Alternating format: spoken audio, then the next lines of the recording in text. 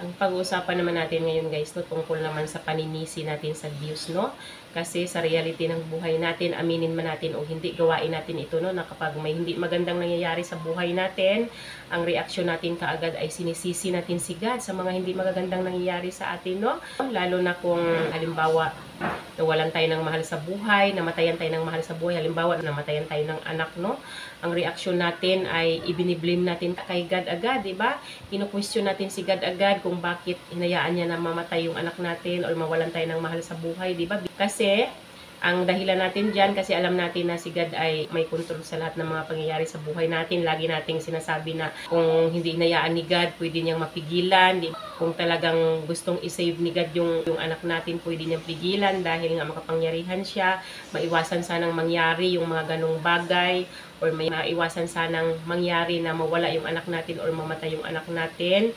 Pero tama nga ba na sinisisi natin si God sa mga hindi magandang nangyari sa atin? Unang-una, bilang magulang, responsibility natin yung anak natin. Halimbawa, namatayan tayo ng anak dahil nagkasakit, dahil sa kapabayaan natin, dahil hindi natin iningatan yung anak natin, pinapakain natin ng mga unhealthy foods, or kung ano-ano yung ginagawa natin, di ba? Nagkulang tayo sa pag-aalaga, nagkulang tayo sa pag-iingat sa anak natin.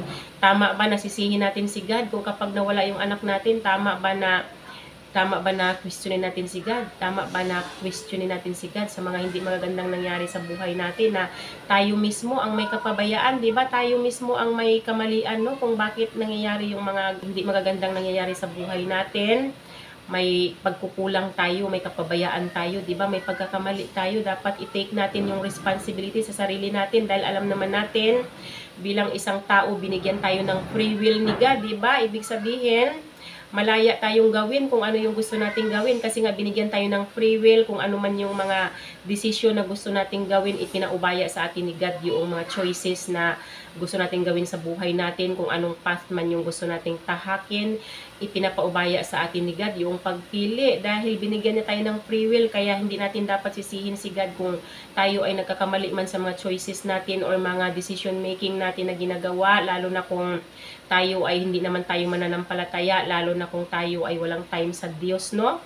Madali tayong manisi sa Diyos, pero tanungin niyo yung sarili niyo, may oras nga ba kayo para sa Diyos, di ba? Hindi niyo nga naaalalang magdasal para humingi ng guidance kay God. Tapos kapag may mga hindi magandang nangyayari sa buhay ninyo, isinisisi niyo kay God. Hindi nga kayo marunong magdasal, di ba? Tayo na mga unbelievers, hindi natin mapiplease si God, no? Kung tayo namumuhay tayo under flesh, huwag kayong mag-a-assume na makukuha niyo ang loob ni God. Huwag kayong mag-a-assume na magiging apple of the eye kayo ni God, no? Wala kayong time sa Kanya, hindi kayo marunong magdasal, tapos ang gusto niyo bantayan kayo ni God ng 24/7, no? Huwag tayong mag-assume na ganun ang mangyayari sa atin kung tayo mismo wala tayong oras sa Diyos, wala tayong panahon sa Diyos, no?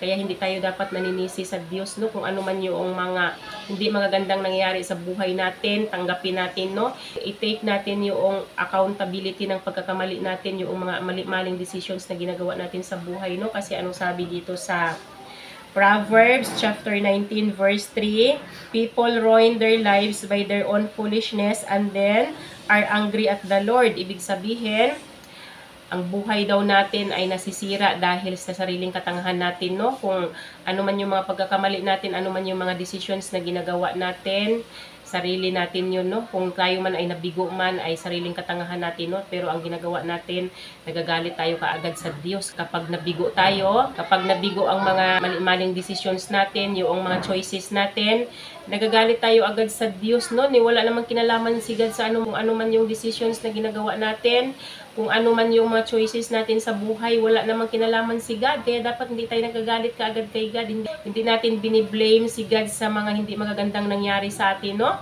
Sabi dito sa Galatians chapter 6 verse 5, for every man shall bear his own burden. Bilang isang tao, responsibility natin na dalhin natin kung ano man yung mga pasanin natin sa buhay, kung ano man yung mga problema at mga pagsubok na dinaranas natin, responsibilidad natin na dalahin ito. Huwag natin ipasa kay God yung mga pasanin natin, no? I-take natin sa sarili natin yung responsibility ng mga problema at mga pagsubok na yan, kung ano man yung kahirapan na dinadanas natin, i-take natin ang responsibility sa sarili natin, magpakalalaki tayo, magpakababae tayo, di ba? At saka, alamin natin dito sa video na to, no, ano-ano nga ba ang mga dahilan kung bakit biniblame or sinisisi natin si God sa mga hindi magagandang nangyayari sa buhay natin, no? Number 1 na talaga dyan, gusto lang natin na iwasan yung responsibilidad sa mga pagkakamali natin sa buhay, no? Kaya mas madali sa atin na sisihin si God, no? Isisi sa Kanya kasi nga ayaw natin na tayo yung sisihin. Sinisisi natin si God kasi gusto nating ialis yung sarili natin doon sa responsibilidad na yun, no? Para bagang inaalis natin yung sarili natin doon sa sitwasyon na yun, di ba? Parang wala tayong kinalaman, di ba? Parang hindi tayo kabahagi sa sitwasyon na yun, kaya mas madali sa atin na isisi kay God para wala tayong responsibilidad, no? Tsaka pangalawa naman dyan, maaring nahihirapan tayo na intindihin kung ano man yung will ni God sa buhay natin, lalo na sa atin ng mga Christians. Kapag tayo true Christians, no, dumadanas tayo ng mga kahirapan, no? Dumadanas tayo ng mga matitinding pagsubok dahil kasama yan sa process, no? Kung ano man yung journey natin bilang isang Christian, kung ano man yung mga plano ni God sa atin, no? Kasama talaga dyan yung dumadanas tayo ng mga kahirapan, no? So tayo, kung hindi natin naiintindihan kung ano yung divine will ni God sa buhay natin, maaring sisihin natin siya sa mga hindi magagandang nangyari sa buhay natin, no? Kaya dapat talaga intindihin natin kung ano nga ba yung ang purpose ni God sa atin, kung bakit niya tayo hinahayaan na mahirapan, bakit niya tayo hinahayaan na dumanas ng kahirapan, no? At saka pangatlo naman dyan, maaaring naghahanap tayo ng explanation, di ba? Naghahanap tayo ng paliwanag doon sa mga hindi magagandang nangyari sa atin, no? Kasi gano'n naman tayo kapag may mga hindi magandang mangyayari sa buhay natin. Gusto natin maliwanagan yung isip natin, kaya ang ginagawa natin, kino-question natin si God, biniblame natin siya kaagad kasi gusto natin ng explanation, no? Kung may karapatan nga ba tayo na humingi ng explanation kay God kung ano yung mga hindi magagandang nangyari sa atin, no? Na alam naman natin na tayo ay creation lang tayo ni God, wala tayong karapatan na questionin siya, di ba? Kasi siya ay Diyos siya, di ba? Siya ang masusunod kung ano man yung gusto niya na mangyayari sa atin, kung ano man yung gusto niya na tahakin natin, siya ang masusunod, no? Kaya wala tayong karapatan bilang creation niya na questionin or i-blame natin si God, no? At saka pang-apat naman, gusto nating magkaroon ng control sa sitwasyon, para magkaroon tayo ng control sa mga pangyayari sa buhay natin para gumaan yung pakiramdam natin kasi feeling natin, biktima tayo ng hindi magagandang nangyayari sa buhay natin, no? Ganun ang isa sa dahilan kung bakit sinisisi natin si God, no? Tsaka, panglima naman, hindi natin nakikita yung positive sides noong mga pinagdadaanan nating hirap na yon. Hindi natin nakikita kung ano yung lesson na pwedeng ihatid sa atin noong mga hindi magagandang nangyari sa atin, kung ano man yung kahirapan na dinadanas natin. Hindi natin nakikita yung lesson na hinahatid sa atin noong hindi magandang sitwasyon sa buhay natin, no? Kaya ang ginagawa natin ay sinisisi natin agad si God dahil mahina ang pangunawa natin, mahina ang pangintindi natin, no? At saka pang-anim naman, isa sa dahilan dyan kung bakit biniblame natin kaagad si God, maaaring kulang tayo sa pananampalataya o kulang tayo sa pangunawa, no? Hindi natin naiintindihan kung ano yung plano ni God sa atin, di ba? Kung ano yung purpose ng buhay natin, hindi natin naiintindihan kasi nga kulang tayo sa pangunawa, kulang tayo sa tiwala sa Diyos, no? Dapat nga ba natin gawin yun na i-blame natin kay God ang mga hindi magandang nangyari sa atin, no? Anong sabi dito sa Ecclesiastes chapter 5 verse 2?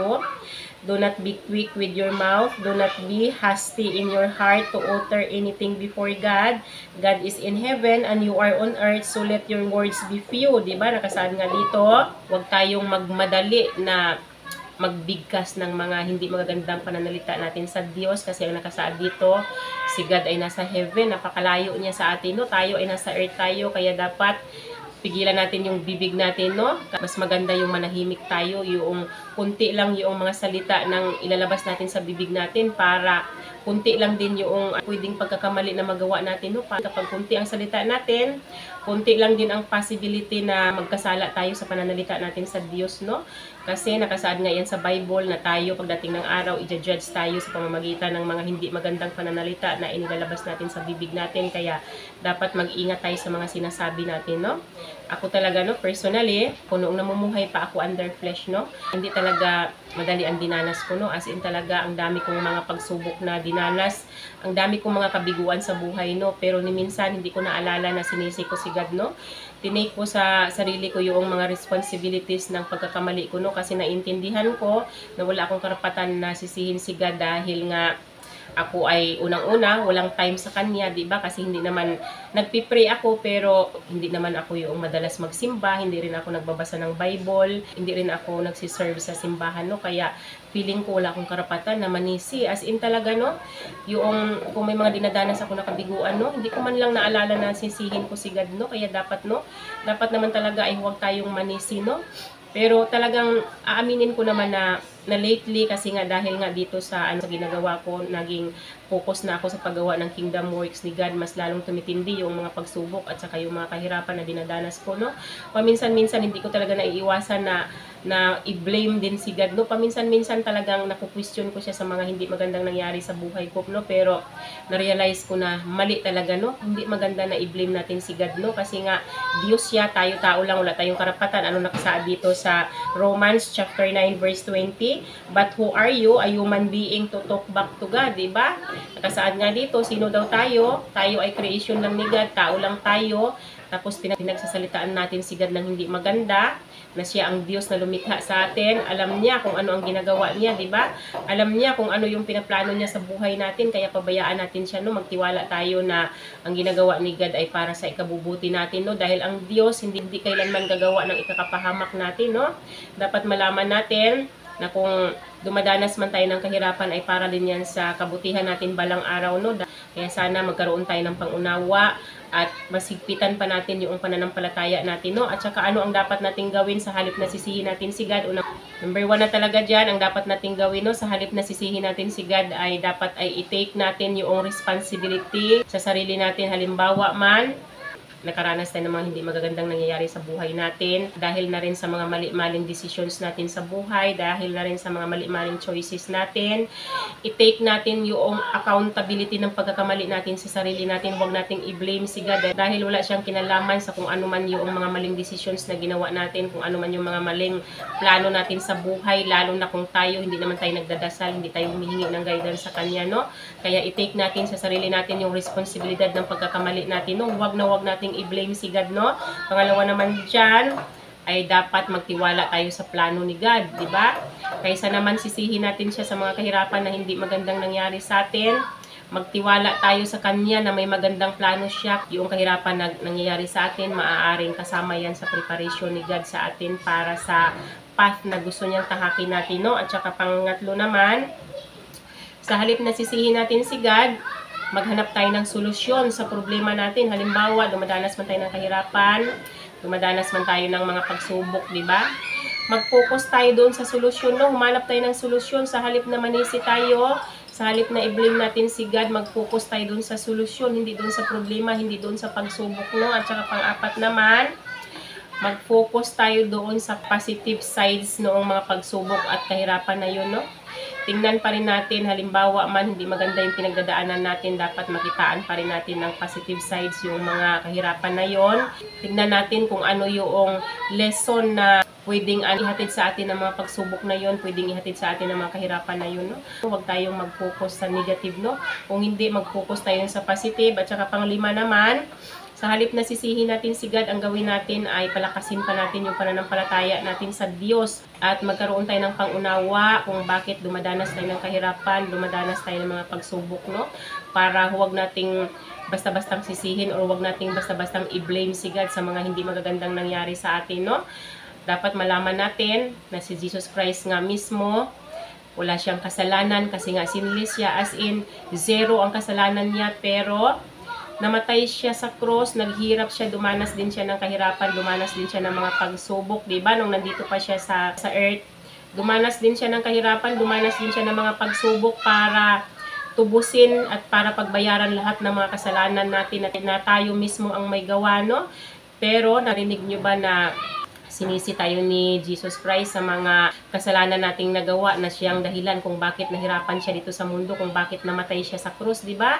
Hindi natin siya narinig na gano'n, no? Hindi natin siya nakitaan ng ganung pag-uugali, no? Kaya dapat gayahin natin si Jesus Christ na dahil sa pagmamalasakit niya sa atin, dahil sa pagmamahal niya sa atin, nagawa niyang tubusin at pagbayaran ang mga kasalanan natin. Nagawa niyang isakripisyo yung sarili niya, no? Namatay siya sa krus para sa mga kasalanan natin. Pero ni minsan, hindi niya tayo sinisi kung bakit dinanas niya ang lahat ng yun, no? Dapat ganun ang mindset natin, no? Katulad ng mindset ni Jesus Christ, no? Sana guys, no, magaliwanagan ang isip natin. Mag-focus na lang tayo sa kung ano man yung lesson na pwedeng ihatid sa atin ng mga hindi magagandang nangyayari sa buhay natin, no? Kaysa sisihin natin ang Diyos, no? So, yun lang naman yung aking ma-share sa araw na to guys, no? Sana may natutunan kayo sa akin.